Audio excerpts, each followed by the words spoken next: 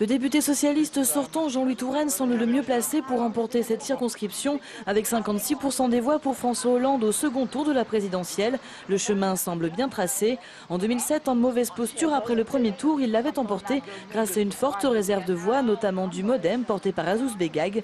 Cette année, il compte sur son bilan, celui de la municipalité et le besoin d'une majorité pour François Hollande afin de mettre en œuvre son programme. Priorité à l'éducation, priorité à la jeunesse, priorité à l'emploi, priorité au développement économique de notre pays pour retrouver un meilleur pouvoir d'achat de chacun.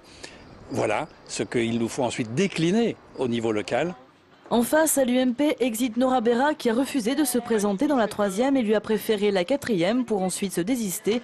C'est Laure Dagorne, conseillère dans le 7e arrondissement, qui a été investie le 3 avril. En 2007, l'UMP est arrivée en tête avec 40% des voix au premier tour pour perdre ensuite au second.